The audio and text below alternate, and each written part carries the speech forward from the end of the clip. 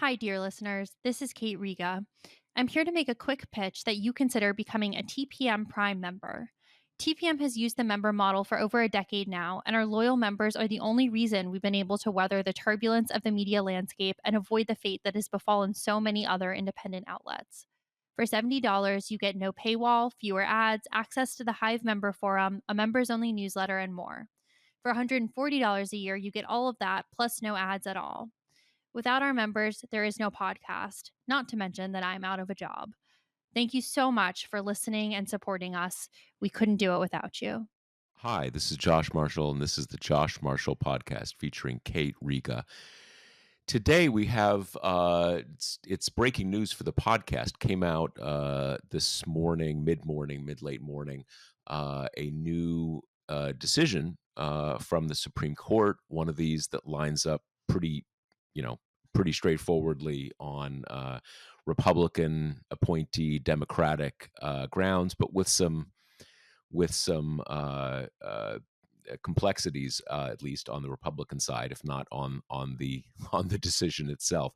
So let me go right to Kate, since this is Kate's beat, following a lot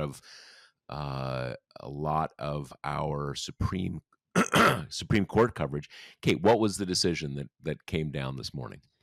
So, this case was over this Tennessee law that basically bans what we would call gender affirming care. So, like puberty blockers, hormones, this medical treatment for minors who are seeking it because they're trans, right? Because they have, gender dysphoria or like that other kind of umbrella of conditions that you only have when you're trans.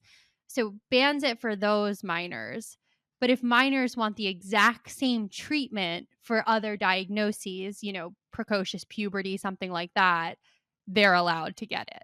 And the argument from, the trans kids and their parents who kind of brought the case was that obviously triggers equal protection, right? And that's a heightened bar of scrutiny. This is clearly sex discrimination, which means the law would have to pass through what they call intermediate scrutiny, which means it's, harder to pass muster. You have to have more kind of reasons why it's really necessary if it's kind of targeting a group like this.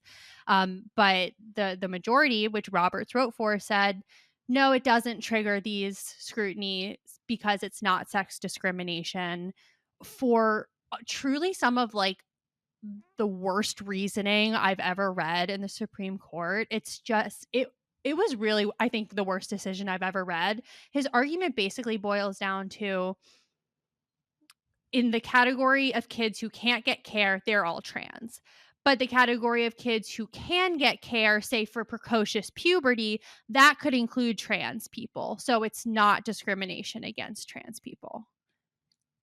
W- Was the Let me ask you this: do people think that opens up a meaningful back door to the treatment if someone who is trans gets gets that diagnosis? I mean, I know that's a sort of a separate question from is that a possibility, or I guess it just came out, so kind of we don't really Right. I mean, know where it could go. based on his reasoning, yes, because he basically, what he lays out is, okay, there's a boy, right? And he wants to get puberty blockers because, he's trans and he wants to, not go through puberty and kind of have those changes be cemented.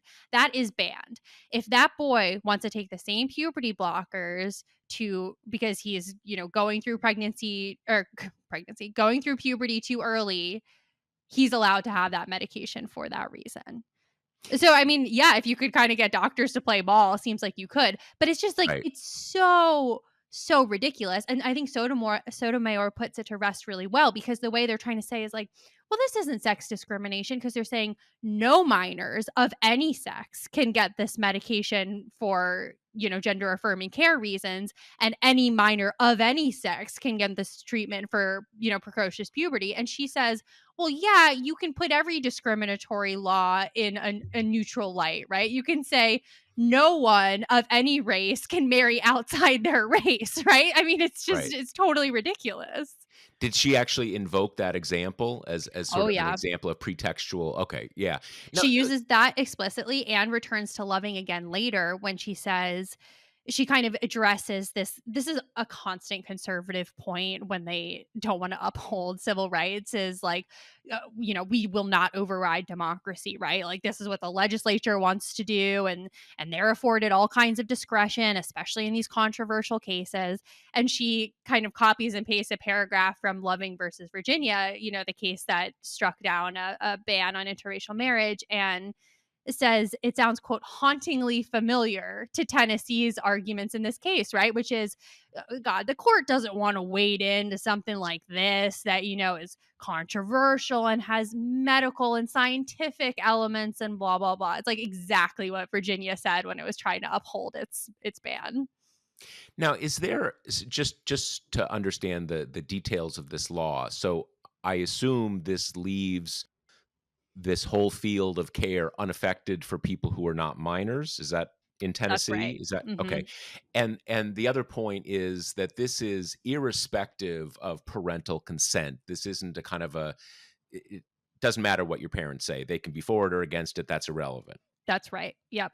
And I would say that, in the specific cases of the kids and their parents who brought these challenges, the recurring thing you hear in gender affirming care is like doctors are rushing the kids into this, right? Their parents don't even know what's going on, and as Mhm. is always the case here, that isn't what happened for any of these people, right? You had like three kids who were in really really acute distress for a really long time, who had felt this way since they were very small children, and then they were going through kind of a battery of like tests and therapy and doctor's visits, all of them for years before they were granted access to the medication, right? So just an important little aside to inject in there. Now, did the with this precocious puberty is that I mean this is not immediately relevant to the legal reasoning.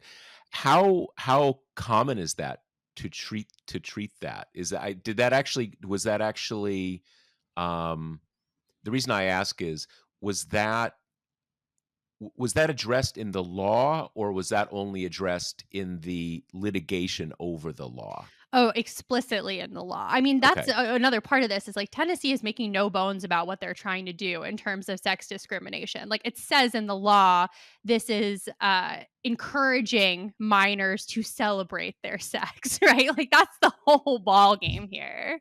So that's the majority. I mean, this case is really fractured. Like if you look at the part at the top that's like, Roberts writes for the majority and Gorsuch joins in full, and then Barrett joins parts, blah, blah, blah, and Thomas joins, blah, blah, blah. And then Barrett writes a concurrence that Thomas joins, and then Thomas, right? Like it's a total mess. It's all over the place. But Roberts is the most kind of like shameful, because the reasoning is just stupid. It's ridiculous. And it's even more ridiculous for someone who just decided Bostock in 2020, which for our listeners who don't remember, it was under the Civil Rights Act. So it wasn't a constitutional case, but where Roberts and Gorsuch kind of surprised everyone by siding with the liberals and saying that Title VII of the Civil Rights Act, which forbids discrimination based on sex in employment, encompasses discrimination based on sexual orientation and gender identity. So that was like a big kind of landmark case because this idea of the sexual orientation and gender identity, do those things is that included in sex discrimination? Is that its own thing? Is that a class of Right. people who get heightened protections? Has been of debate, right? And kind of becoming increasingly salient. So that was like a big case where people were like, whoa, okay, this is not the way you would expect kind of the Fox News brained conservatives to go down. And since then, I mean, Gorsuch has been totally cowed. Like, he must have gotten unbelievable blowback for that decision because in this gender affirming case out of Tennessee, he didn't speak at all in oral arguments. He didn't write at all in the argument today. So he Hmm. joined Roberts in full in this, like, kind of mealy mouthed, oh, it's not sex discrimination for these kind of absurd reasons portion. And then the other conservatives who wrote concurrences were like, Okay, you had Amy Coney Barrett, who everyone has been hemming and hawing over being this like secret lib, right? In addition to say, hey, by the way, I don't think transgender people are ever a suspect class, which is the kind of legal terminology for a group of people that get heightened protections. The strict scrutiny is the highest of these. That applies to laws that target people by race.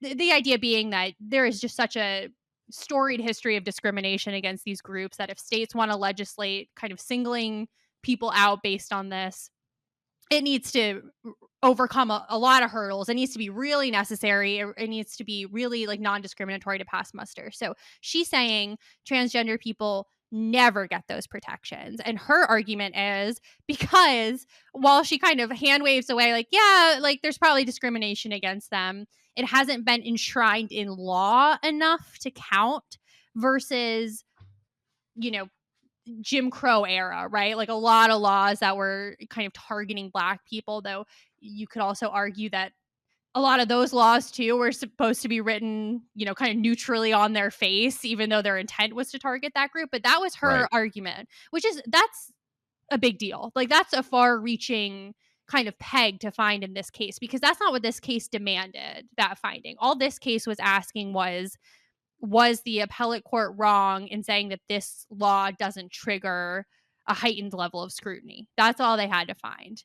Instead, she's saying, not only is there no sex discrimination here, I want to put in the record trans people are not a suspect class in addition, right? So she said that. Alito said that with a whole bunch of like sex discrimination is only when a man is a man and a woman is a woman kind of stuff. Thomas chimes in to say, hey, by the way, I don't really think we should be giving heightened scrutiny to sex discrimination either, like far apart from the trans thing, because courts have only been doing it since the 1970s. So maybe we've gone a little too far afield of the 14th Amendment here.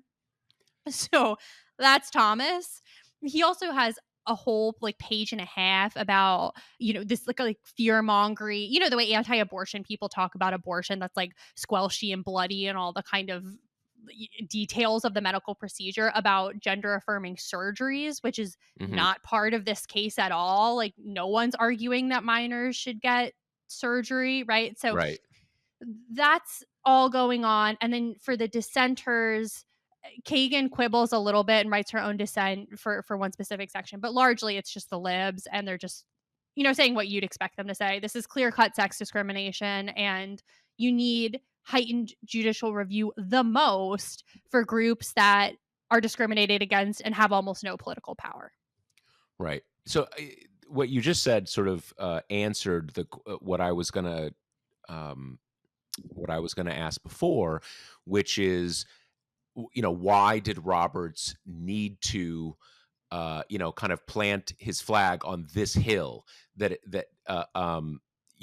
or not it counts as, whether or not heightened scrutiny is required, and as you've explained, that's actually what the entire case was. It wasn't even about the as I'm understanding this, the impact of the law itself.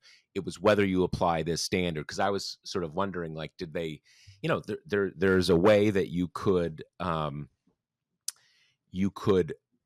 address that question and deny the premise. And it sounds like that the other, what is it? I'm not sure I'm counting all six here, but at least three others basically said, "Oh no, we wanted to question the premise. We think the Right. premise is bogus." But I guess the point is also is that Roberts and Gorsuch are kind of stuck on this island of having enshrined the premise, so they kind of Right.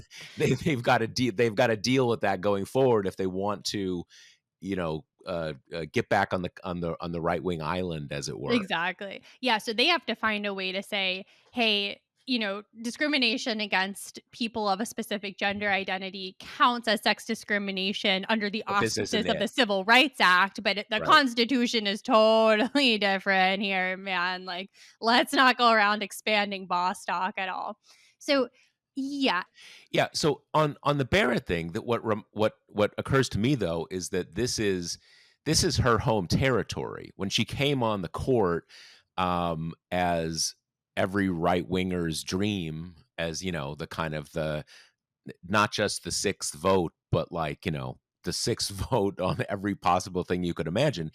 It was, at least as I remembered, it was especially on abortion, but the range of uh, gender, sexual traditionalism, bodily autonomy, that sort of bundle of different things in which trans rights is going to come. So in a sense, this is the Coney Barrett that we have always expected, and it's maybe not that surprising since it's, if we're trying to understand why she has been a little less hardcore, for lack of a better word, Thomas and Alito-y, it's uh, it certainly hasn't been on this set of issues. Um, and I guess beyond that, tell me your sense of this, because I don't follow these as consistently as you, but it seems like she has been um, more hesitant on what I would very sort of sloppily and vaguely call kind of fairness issues, outside of gender identity and bodily autonomy. But also, it seems like she's been a little there is the degree to which, each in their own way, uh, Thomas, Alito, and in a different kind of way, Roberts, is totally cool just making up new stuff to address whatever is needed in the moment. And my sense is she's been a little more hesitant there, kind of just making stuff up right and left. Does that Yeah, there are sound also right? just there are kind of like issue buckets on which she's less hardcore than they are. Presidential power is a big one. She's been pretty consistently hesitant there, Right. even on the immunity decision, which again, we're putting this all like kind of the resistance of Amy Coney Barrett is like Right. very narrow. She's still like Right. Right. joining the majorities on basically all of this. But, Yeah. people will cite her concurrence in the immunity decision as a kind of a lot more reasonable and better reasoned than the actual majority decision.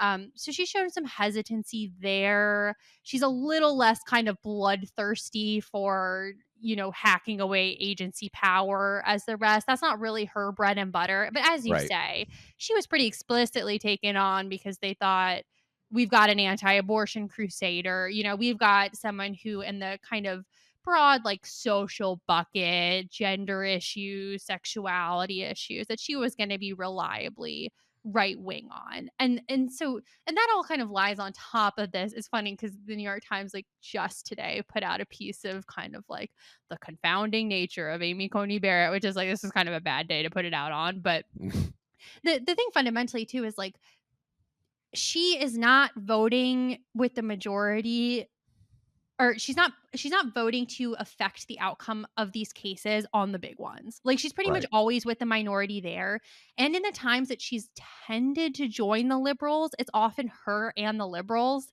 which is like, fine, you'll take it, but I don't is a Doesn't matter. 5-4 decision all that different than a 6-3, right? I mean, Right. the one that you Right. could Right. argue she really did change the outcome of this term was on this, like, Christian school out of Oklahoma question, but that's just because she was friends with someone who works for the Christian school, so she recused herself, and then because it was a 4-4, that She had to settled the unrecuse. case. Oh, right. Right. Right. Right. Right. But you know, yeah, so this is the kind of case, I mean, it's like Dobbs, right? Like, she didn't write anything in Dobbs. She was, like, happy to join the majority there. So, yeah, this is, and you could honestly, coming out of oral arguments, it was, like, abundantly clear how they were gonna come down on this, and then they were gonna find a way to kind of reverse engineer their way in based on what is pretty clearly, I think, what a lot of them believe, that's trans stuff isn't really real, And so they might even acknowledge that like kids are struggling with this. But Roberts said almost shockingly that, minors don't have the maturity yet to make these kind of decisions. And these medications have a lot of side effects, while in the same breath saying minors can get the same medication for a different set of diagnoses, right? So it's clearly not, oh, we got to protect the minors. It's the same thing they do with abortion, right? Oh, women can't be making these decisions. Like it's those side effects are too vast. It's just because they don't think that the procedure that they want to get should be allowed to be gotten. Right, right, right. Yeah, this is why I was again sort of you've explained why because of this earlier decision, but I was sort of surprised why they felt why Roberts and Gorsuch felt they needed to do the fancy legwork, and in a sense it just displaces my confusion back to this earlier case because as you said Yeah. I think I assume I think rightly that the six don't think this is real, and if it's not real then it's not gender discrimination, so why but I guess for whatever reason they felt that they got themselves there and now they can't Yeah. undo it. I So there I you go. did come down in the same place today. I was like, I'm left with my biggest question still being like, what the hell was going on in Bostock? Because that was 2020. It's not like it was that long ago. Like we were firmly in the Trump era, right? Like I think the trans fear mongering had not yet reached the fever pitch it's at now. And I I think do, yeah. COVID did displace that a little bit. And then we kind of, when we came back out of that, you needed a new enemy that isn't like mask mandates, and I think that the Right. trans stuff slotted in nicely there. It is interesting. It's very hard to, even something so recent 5 years ago to sort of think about the progress of history and how things unfolded. I mean, my closest sense on this is that and again, I'm not sure where the years are exactly, which year was what, but my general sense, and this has an analog into electoral politics, that there was, let's say that trans politics has become, closer to the center of the electoral, electoral politics for a decade plus. But in that first maybe half of that decade, it focused the high profile, let me put it this way, the high profile political hot button issues were like these bathroom bills, often in southern states. Mhm. And those were often treated they had a lot of, I mean, they got passed, so they obviously had support, but they were treated as kind of an embarrassment in the Republican Party. Like, oh, sort of it was there was national campaigns against these laws. Big corporations, said they in I believe at least in a few cases maybe they wouldn't do their conventions in certain states and stuff like that. And it was almost treated as to a degree, a something of a political liability for the Republican Party, something that was a little, I don't know, like a little like their version of, defund the police.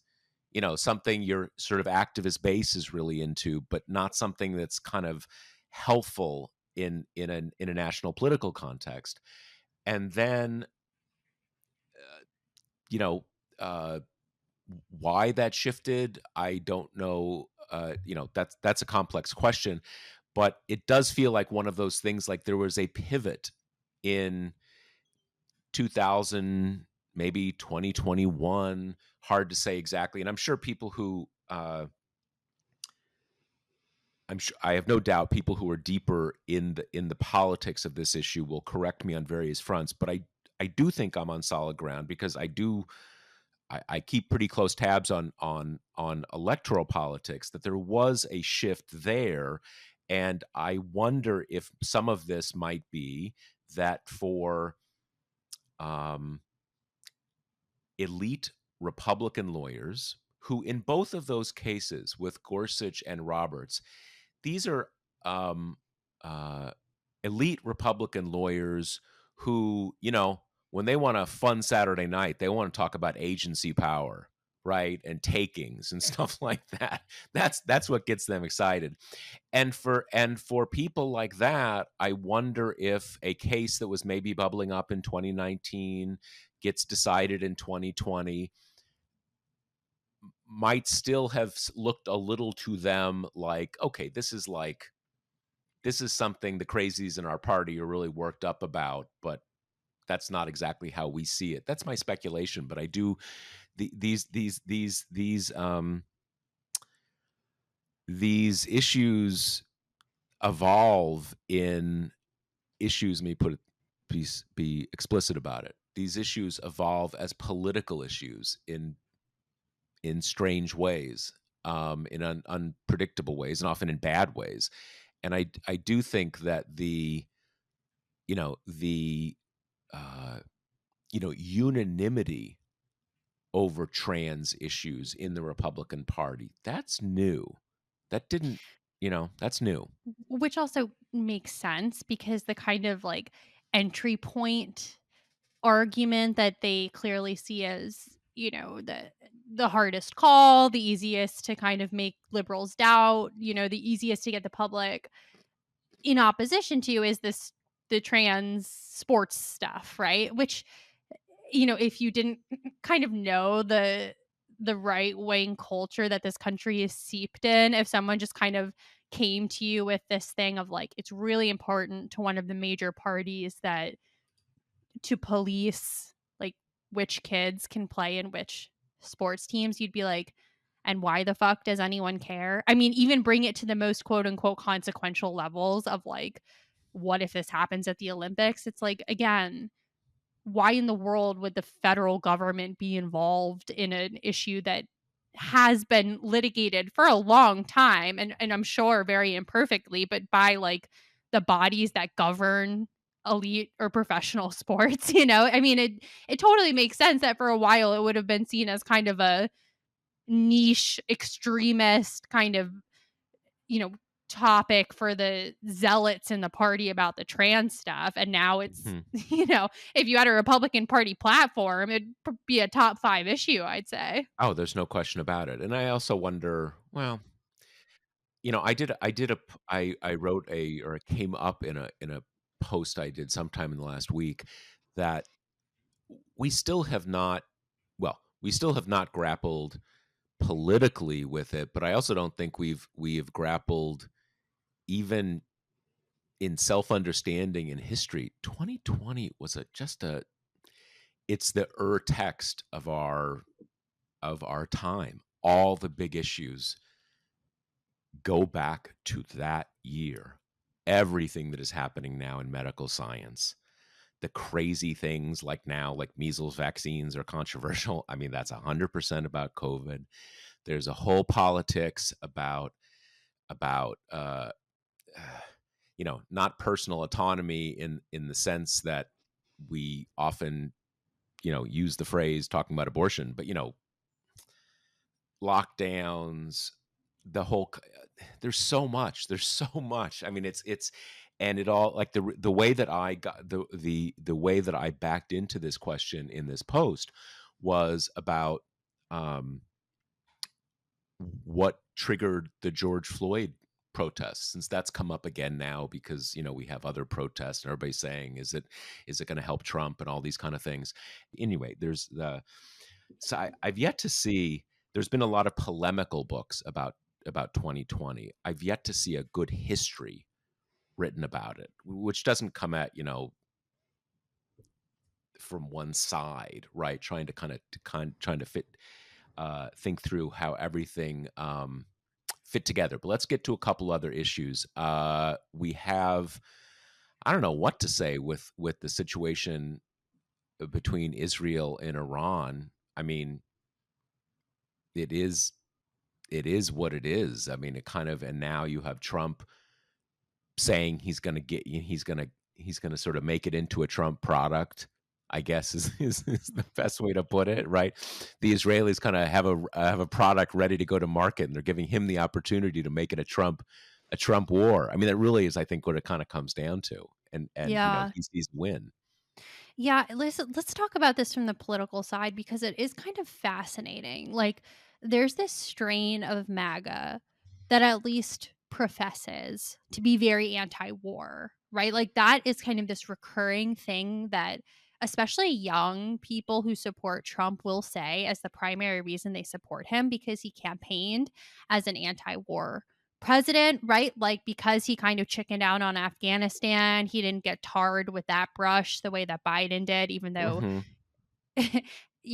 don't get me started on this, but it's in our culture of mainstream outlets having neutrality. It's just insane that everyone has decided that it's just a non-opinion inflected stance to say that the pullout from Afghanistan was a disaster when it's like I think pretty unimpeachably one of like the most laudable things that he's done and one of the bravest things Absolutely, that a president has absolutely, done in my absolutely. lifetime. I've thought that from the word go, and you make a great point because it is one of those things.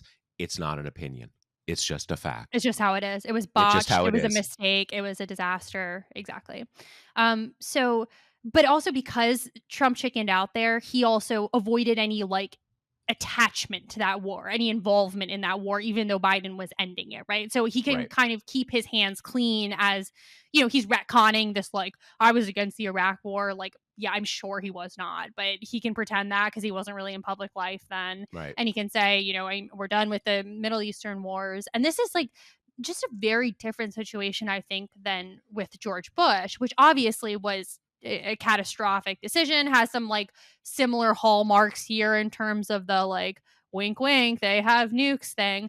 But also, Bush was acting, there had been a long gap between then and our last kind of catastrophic, everybody regretted it war, right? Which I think would have to be Vietnam in terms of one where Yeah, people had unquestionably. experienced like the grinding, mass death, no plan, went in guns blazing, got stuck, no exit plan, right? Like becomes a item that no president wants on their desk after we get into it. That kind of thing. Like it had been what 30 years since then from when Bush kind of Yeah, about 30 got years.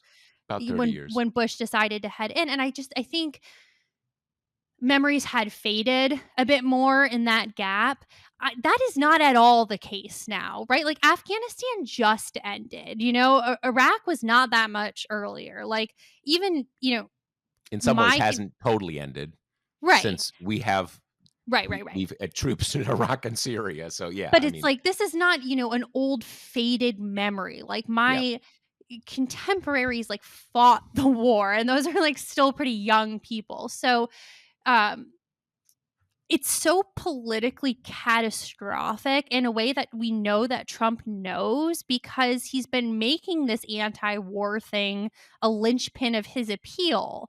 But because, and I'm stealing this from I think Benji Sarlin, but because he wants to be the bride at every wedding, he's now being, as you say, given this kind of like flattery, obsequious thing where it's like, oh, but Mr. Trump, we would love to do it under your name, like your Yeah. war, your big, beautiful war, right? And he is so vulnerable to like flattery because he's ultimately just kind of like an emotionally stunted child that it seems like he's getting mixed up on the politics or he's forgetting why he positioned himself in opposition to war in the first place, right? It's not like he has these great like peacemaking tendencies. It's because he knew people didn't like it and he didn't Yeah. want to kind of have the headache. And that's why this whole thing to me is like it's like tariffs part 2. It's a thing that I think he is like liking the idea of, right? He's flirting with it. He's sending out test balloons. He's trying to brand it. And the question for me, well, the two questions are one, when he realizes that like people hate the idea of this. Like the preliminary polling is like 15% of people want to get involved I and it's hadn't even like seen that. I hadn't even I mean, it don't yeah, surprise that surprised me. I hadn't actually seen and the there slice were of that but yeah. Republicans who wants to, Right. not much bigger. The slice of particularly Trump Republicans that wants to, not much bigger. So it's does he kind of back off? Does he back his way into some kind of like lamer diplomatic solution than what we had before when he yanked us out of the nuclear deal in 2018 because he hates Yep. Obama? Like, is that Right. where we end up? Or do the MAGA, and I'm also interested in which, these are not in counter to each other, they could happen together, but does the MAGA faithful decide that the anti-war thing, like, they can be just as flexible on that as they are with everything with Trump. If he decides he's for it, they're like, "Aye, aye, Captain," like, "We'll be right there with you." I do think that, well, there's a couple things. I think that, and some of this they're explicit about, unquestionably, because he's Trump, he's not anti-war at all. He's not, certainly not anti-violence, right? He's all into it. They got him to do that, not an assassination, but where they, depends what you call an assassination. Basically, an assassination where they killed the head of the uh, Republican Guard, uh, that Soleimani guy. I think what it is that Trump wants to be able to lash out militarily, but then it's done. And that part I think is consistent with, he's, like I said, he's certainly not, there's, it's impossible that a Trump could be pro peace. He's not pro peace domestically, right? He wants violence, he wants conflict. He doesn't want to be pinned down. He doesn't want to have an obligation. He wants the sort of, like, the one night stands of wars. And I think what has kind of tempted him here is that this one at least kind of seems like a one night stand. The Israelis have queued it all up. They have taken out Iran's air defenses. The way you would do this thing, just for listeners who haven't been following this closely, there is a main nuclear facility that is buried deep in a mountain in Iran. You need certain kinds of bombs, these bunker buster bombs, to basically tear into the side of a mountain. And you need big strategic bombers to carry bombs that are that big. So the Israelis can't do it themselves. And with those kind of bombs, it's not one bomb. You've got to, like, bomb a number of times, almost like digging a hole. But it's probably doable for the US. Um, and that's the logic here, that only the US can do it. Um, the US can probably do it. Their air defenses are down. So it really does seem easy in a, you know, in a purely military way. And I think Trump would be telling himself, I do it and I'm out. And I have a big win and I'm not occupying anything. In some ways, again, for Trump, wars mean these prolonged things where you're pinned down. You lose a lot of freedom of maneuver, right? Trump is big into kind of, he does one thing, he does something different. You're occupying a country. It doesn't work that way. And obviously there's as you say, there's huge, the United States is done with that. There's huge, uh, you know, uh, for all the reasons we know, people don't want to do that again. I will say one thing about what you're saying about, the difference in 2002 and 2003. At least for Afghanistan, we were suffered a devastating terrorist attack on American soil by people working from Afghanistan and with the cooperation of the Afghan government. So it's not a matter of, like, certainly not defending the fact that we were in Afghanistan for 20 years, but our involvement in Afghanistan, certainly, Iraq is a very different question. But in Afghanistan, it didn't come out of nowhere, right? Whereas this kind of does come out of nowhere. There's nowhere is a big place, so it's complicated. In any case, it is. I don't know what's going to happen, because it's sort of it puts Trump's biggest impulses at war with each other. Totally. And it does what I'm always fascinated by, which is presses on the tension points in the, you know, kind of quote unquote big tent of the Republican Party under Trump, which we've talked about before, has these coalitions that have like very little in common with each other besides a fealty to Trump. And I think that's going to be one of the most interesting dynamics in American politics when he's out of office, is just how could it possibly hang together when there's like no ideological consistency. But it is, whether or not fealty to Trump can paper over these divides, there still is a divide within the Republican Party of these kind of like MAGA, American First isolationists. And then, it's not as prevalent anymore, but you still have got, the neocons and the kind of uh, links to the defense contractors and like that whole side of the party, while not ascendant, it's still a big chunk of it, right? And there's still like influential kind of voices coming from that who really want Trump to kind of co-sign this war. So I think it's going to be really interesting to see if there's a schism there. And we have seen at least kind of one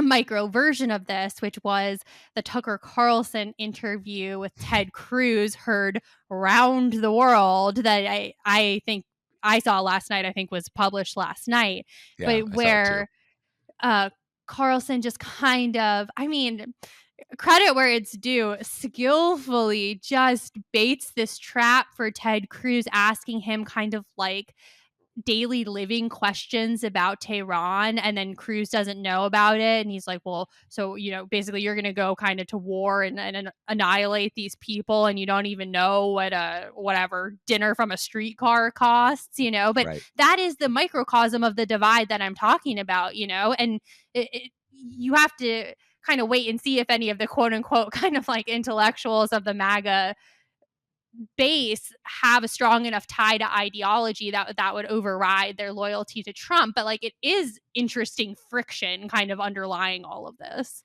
And there's another thing too, is that there's also an Israel divide. I mean, obviously Totally. Israel is at the center of a lot of these questions, but there's a separate Israel divide where it's a funny thing because uh you have obviously Israel, it really is still kind of like the central totem of the Republican Party in some ways. It is, the way they are deploying anti-Semitism as a cudgel to destroy universities and stuff is basically protests against Israel, Hmm. right? So it's this central totem, and yet you do have a slice of what is nominally the sort of the hardest core of the MAGA movement that is basically like, fuck Israel, like enough of being tied to all their needs. And there's also, even though you can 100% be hostile to Israel and not be anti-Semitic in that movement, it definitely overlaps with the part of MAGA which is really anti-Semitic, right? And it's funny because in for lack of a better word, mainstream MAGA, you can have your sort of you know anti-Semitic conspiracy theories, the Jews ruled the world and all this kind of stuff, and the globalists and whatever. And also we're hardcore, we want to do everything for Israel, which, that kind of, there's some tensions in holding those two beliefs. And then you have the kind of, anti-Israel slash, verging into anti-Semitic part of MAGA that sort of says, let's try to rationalize where we are on this complex of issues. If we're, if we really hate Jews, maybe we shouldn't be so supportive of Israel.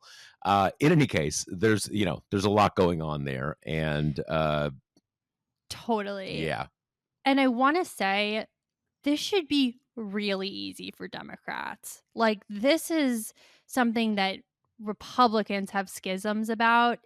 I It should be pretty easy for Democrats, even the ones who are very supportive of Israel, to say, not our war, right? Like, we're not getting into another Middle Eastern skirmish. I think Democrats had to kind of like live down the legacy of the Iraq war for a long time. Like, we're only kind of just now getting into presidential cycles where that's not like a huge topic in the Democratic primary of whether you Hmm. voted for the Iraq war or not. I Right. know that Congress has like largely abdicated all of its power in terms of going to war, probably cowed by that vote and not wanting to have to kind of be on the record again. But this seems like one to me that you just put totally in Trump's lap. Like, he's the one who's going to get us, who might get us involved in this, you know, in this Middle Eastern war on the vaguest of kind of rationales, right? And like I think it would also be a good opportunity for even Democrats who are very into Israel to like maybe start separating Israel from Netanyahu, who's like pretty clearly a right wing actor and like has been for some time and like kind of helped foil the Biden presidency. And maybe that should cause some reflection about like whether or not support of Israel means you kind of have to do whatever he says you have to do, particularly with the backdrop of like the horrors in Gaza. So, and I have not seen Democrats really say a whole ton about this, and I know there's a lot going on, and this past 2 week have been about as like fire hosey in terms of news as one could possibly have. But I don't know if they can't kind of like read from the same generally the same songbook on this one with the exception of John Fetterman, who I guess is like, let's raise Iran to the ground. uh you know that's a problem, I think. Yeah, uh, I I think part of it is that it's only become kind of clear in the last 2 days or so, although it's still not totally clear to me, like, are we actually seriously talking about getting into this ourselves? Because I think that as long as it is Israel and Iran, it, kind of, is there a need to get into it? These 2 countries are fighting each other. I think that there's generally people are supportive of the U.S. sort of coordinating with Israel to like knock down ballistic missiles. That is a kind of a you know maybe some people aren't for that, but that's not very controversial. It, it the one complexity of this is that the U.S. has seen it as a big strategic problem for decades now. Iran's nuclear ambitions. I mean, Obama spent like the better part of his second term working that issue.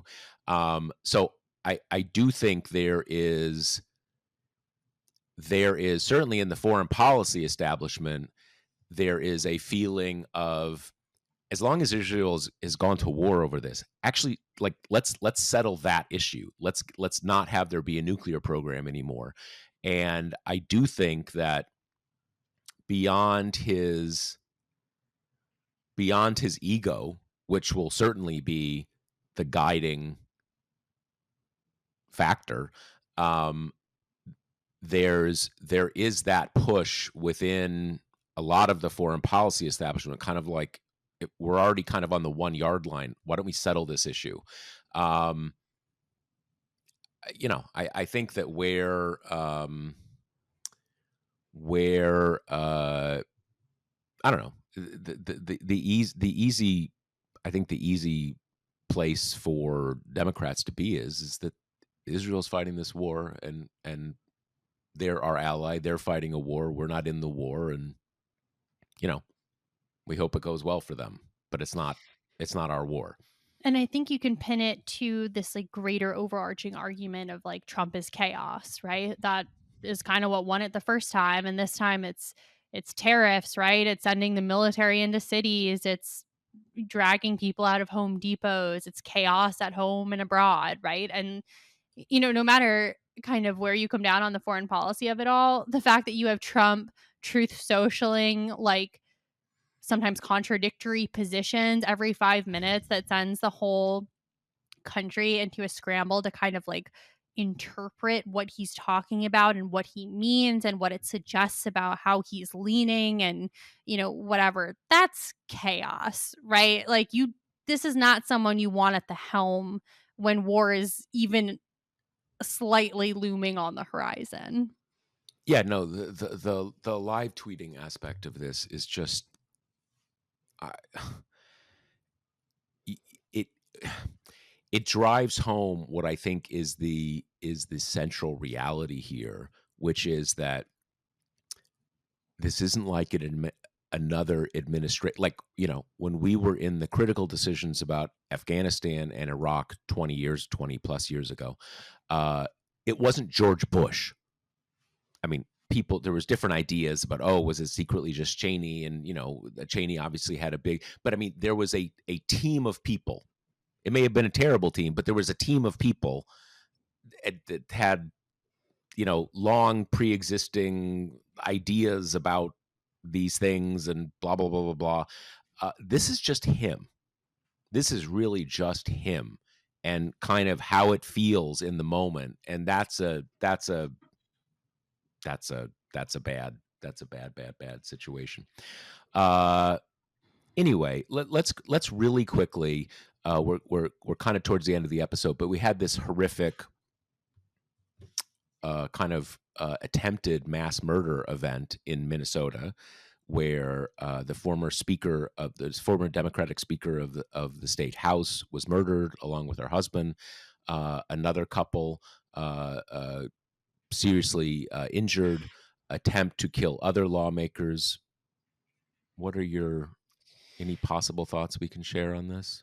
Yeah, I mean, it's horrifying, right? It's the kind of thing that you think that we've all stewed in the horrors for so long that nothing can really like pierce the rhino hide. And then something like this happens and there's no words for it. It's completely awful. It's children have been orphaned, it's just everything about it is horrible. And I wanted to write a piece on Monday capturing the right wing reaction to it because I think it is so important and so emblematic of our times, and also a dynamic that both Democrats and quote unquote kind of like mainstream outlets alike just absolutely refuse to name, which is that MAGA is a movement that is bathed in violence and that is bathed in the fetishization of violence. And that is clear from the gun stuff, from like the goofy photoshops of Trump as like a strong muscular guy who beats people up. It's pervasive. And part of that culture is that right-wing violence is not actually violence.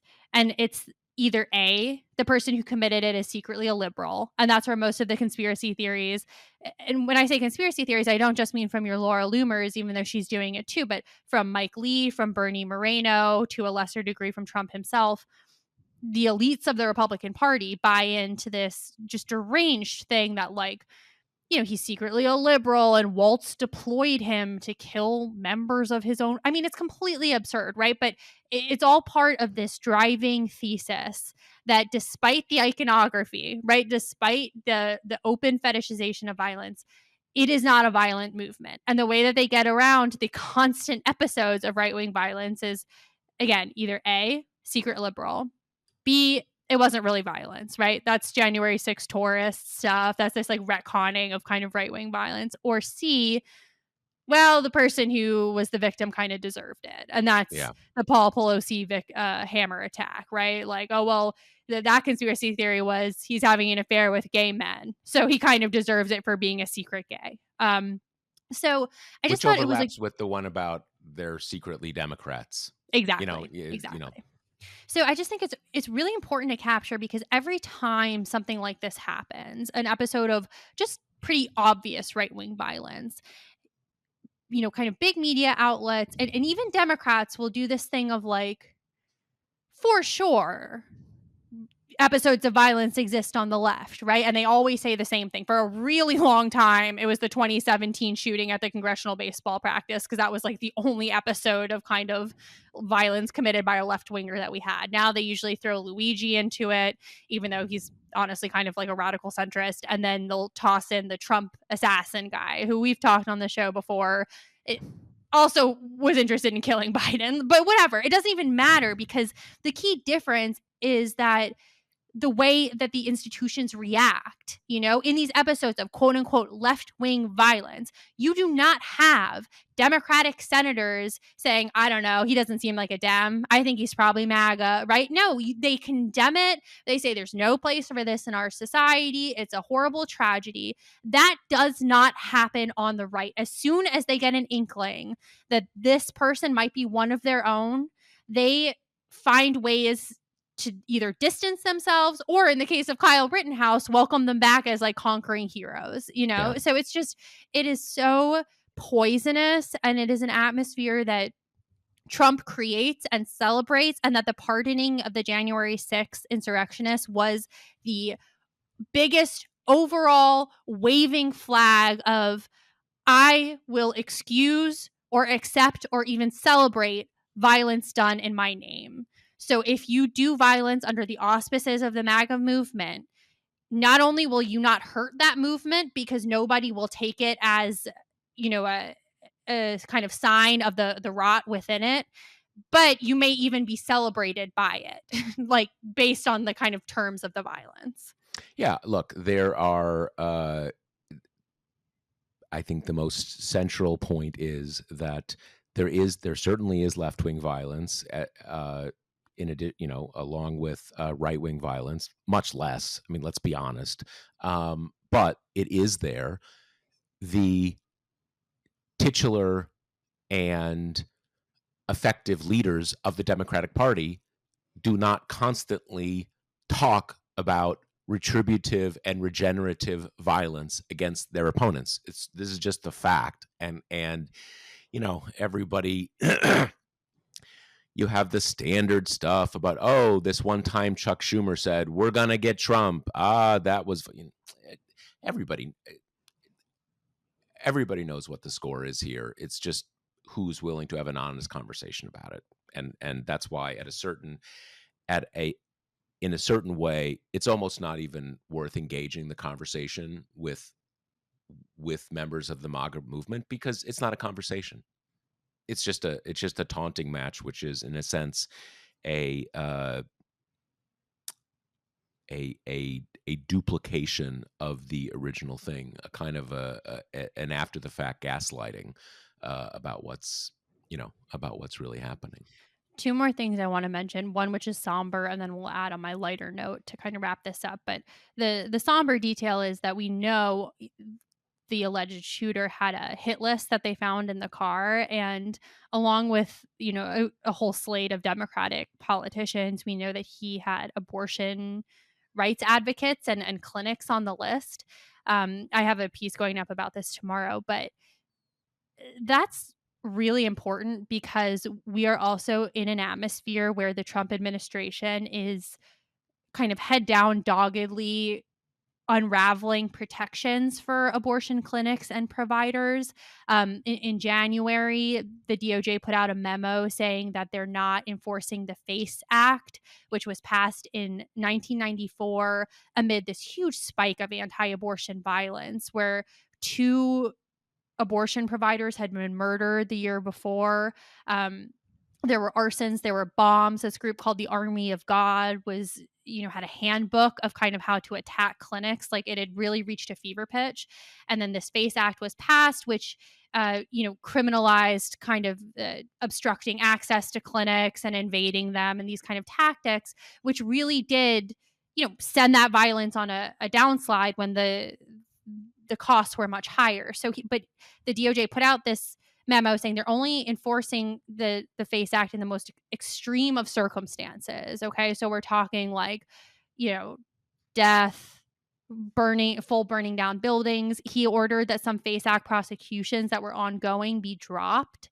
Mm, Um, and this is all happening in the background of post Dobbs violence, which a lot of clinics saw a huge uptick of, death threats and bombing threats and protests. And you have these kind of what they call anti abortion tourists who have started congregating in states where it's still legal, when all these other clinics were kind of shut down. So that's happening. Just last week, the House Judiciary Committee passed a repeal of the FACE Act bill.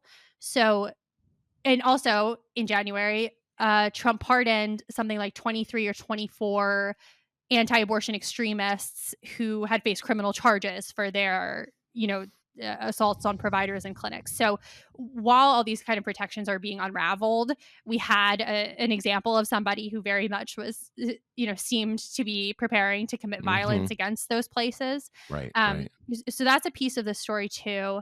And then the lighthearted note I want to end on here is that Reporters gathered around Tina Smith, one of the senators from Minnesota, in the Capitol to kind of ask her about the killings. And she was good friends with the woman who was killed. And she said, I can't talk right now. I have to go find Mike Lee.